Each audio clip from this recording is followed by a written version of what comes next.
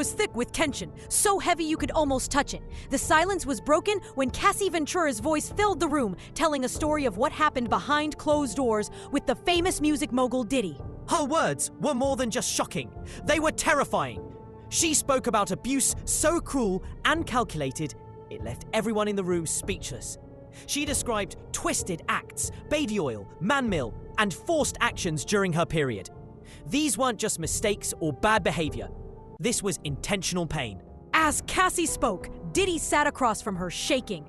His hands trembled, his face twisted in fear. And then, it happened. He lost control, screaming in agony, his composure completely shattered. Today, we will go over everything Cassie said in court, the reactions in the room, and how her testimony might bring down one of the most powerful men in hip-hop. This is what happens when the darkest secrets are forced into the light. Disclaimer. Before we proceed, viewer caution is highly recommended. What you are about to hear is meant for educational and entertainment purposes only. This is the direct testimony from the Sean Diddy Combs trial, as reported by Inner City Press. As Cassie Ventura stepped up to the witness stand, the entire courtroom stiffened. She wasn't just another accuser. She was the one who opened Pandora's box, the one whose lawsuit started the fire. 8 months pregnant, dressed in a simple grey maternity dress with a high collar, her eyes straight ahead. She looked more like someone who had survived a war rather than a pop star. The prosecution began gently, asking how she met Diddy, how she got signed, and how their relationship developed, but the questions quickly took a darker turn. What followed was a deep dive into one of the most disturbing testimonies ever witnessed in the music world. Cassie spoke of what she called a ritual. It wasn't accidental or impulsive, she claimed. Diddy managed his bizarre sessions like a director overseeing a film. Each detail deliberate, each action carefully planned. The room was darkened just so. The music was pre-selected. Special oils were used. Towels were arranged just so, as though the bedroom was a set. He was always directing, Cassie said, even in the most horrible moments. He needed control over every single moment. The courtroom was still. Diddy didn't look up. Cassie then detailed how Diddy would bring male escorts into their private space, not for his own pleasure, but to be involved with her while he watched. She claimed that these encounters were not always consensual, but what made it even more disturbing was how everything was organized. She broke it down into 4 steps. Step 1, descriptive foreplay. She was allegedly made to verbally narrate everything happening in real time, almost like a graphic audiobook. Diddy would sit in the corner, making her describe what she saw, felt, and thought. He wanted every detail. The judge reminded everyone that phones were not allowed, and a juror wiped their eyes. Cassie paused for a moment, then revealed that during these sessions, she was often under the influence of substances, which were provided by Diddy himself. Whether it was alcohol, weed, or pills, they dulled her senses just enough to get through it. But she remembered everything. I knew it was wrong, but I didn't know how to say no to someone who controlled my entire life. She testified. When asked what happened as she refused, Cassie responded, "He told me I was boring. He said, if you don't do it, someone else will." That statement lingered in the air. It was the first time many in the courtroom, including Diddy's family, had heard such personal details of the abuse described so openly, and they weren't prepared for what would follow. When the prosecutor asked Cassie to explain step 2, the touching phase, she visibly clenched her hands together. What she said next made headlines as soon as she left the courtroom. Cassie explained that Diddy had an obsession with sheen, specifically how skin looked when it was glowing under low light. The prosecution backed her up with evidence found during the federal raid of Diddy's property. Over 1,000 bottles of baby oil and lubricant were found, enough to fill an entire aisle at a pharmacy. Cassie said that Diddy would pause the sessions every 5 minutes to apply more oil, not just to her, but to the male escort as well. He wanted us to look like we were wrapped in plastic, she recalled. Every inch of our skin had to shine. He would scream if we looked dry. Initially, the courtroom nervously laughed, but the mood quickly shifted when Cassie revealed the real reason behind the oil. It wasn't just for looks. It was about dehumanization. When you're covered in oil, you're not a person anymore. You're an object, she said, her voice cracking but remaining strong. She described how she would slide on the oil-slick sheets, often losing traction and sometimes falling. Diddy would laugh, but sometimes he would yell at her, calling her names and saying she was ruining the performance. For her, wasn't about sex. It was about power, control, and submission. He wanted to control the image, to direct the scene. If I did something wrong, he'd stop everything and start again. She also spoke of hidden cameras. There were times I saw little red lights blinking, she said. I don't know where the footage went, but I know he kept everything. Cassie's testimony became even more disturbing when she mentioned the involvement of Diddy's staff. She claimed that assistants would enter the room during the sessions, not to stop anything, but to bring in towels, reapply oil, or even bring in recording equipment. Nobody said anything, she said. They all acted like it was normal. Diddy sat with his head lowered, his hands shaking.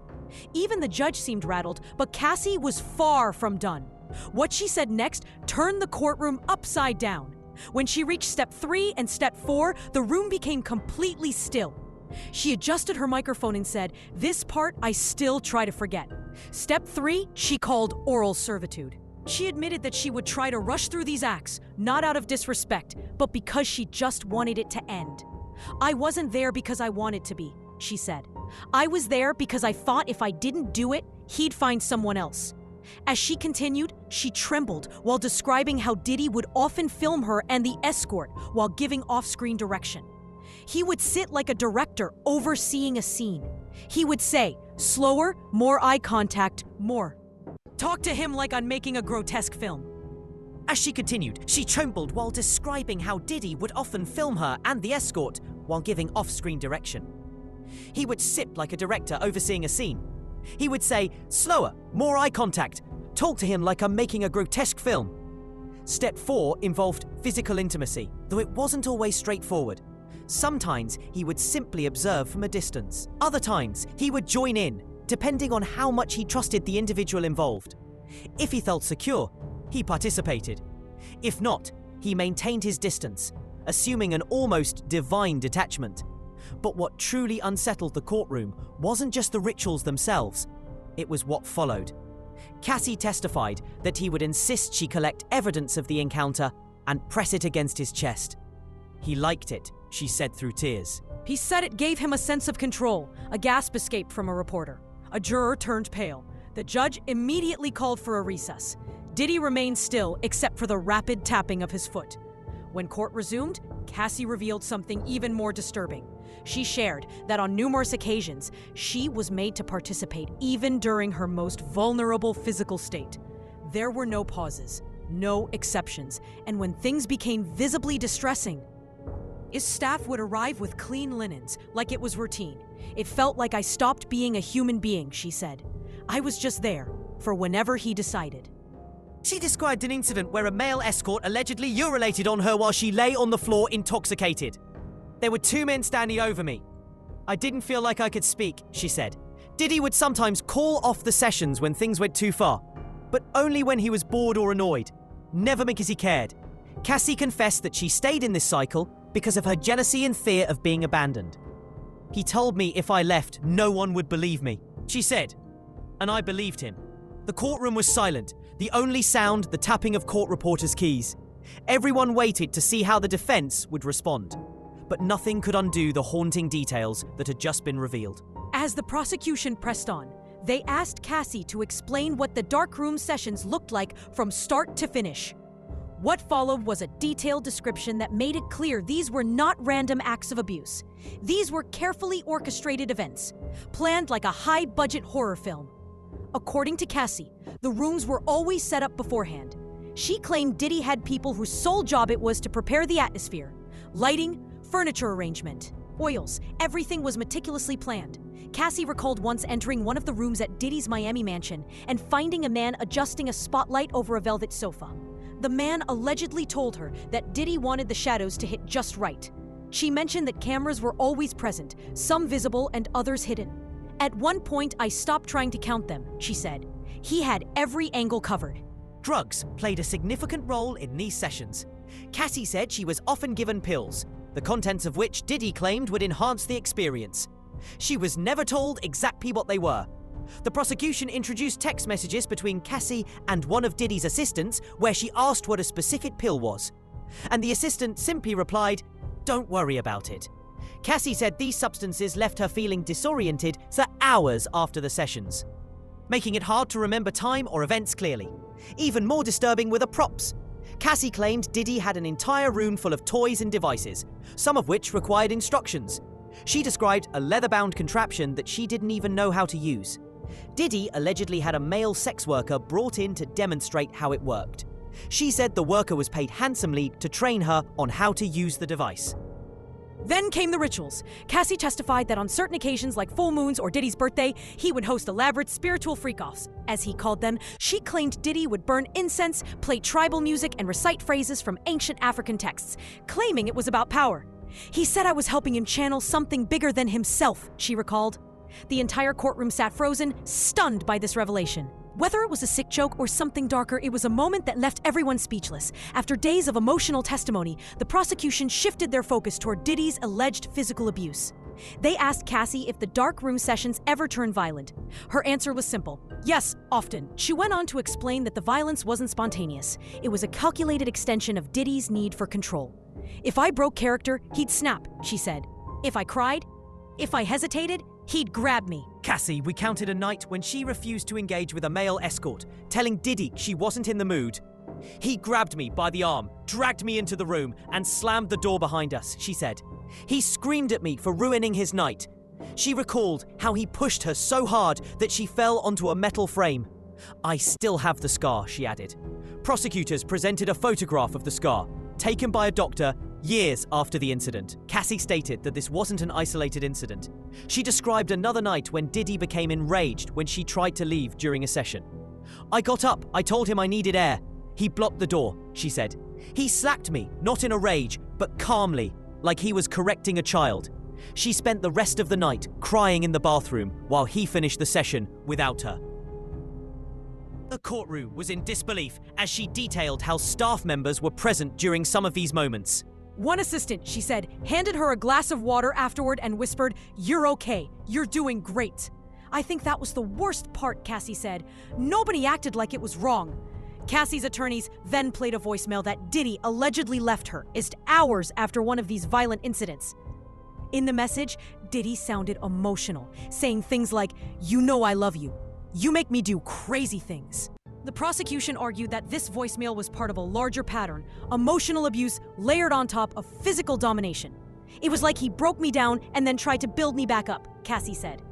Perhaps the most haunting part of her testimony came when she admitted, "I didn't think of it as abuse at the time. I thought of it as love." The words hung heavily in the air, leaving the courtroom in stunned silence.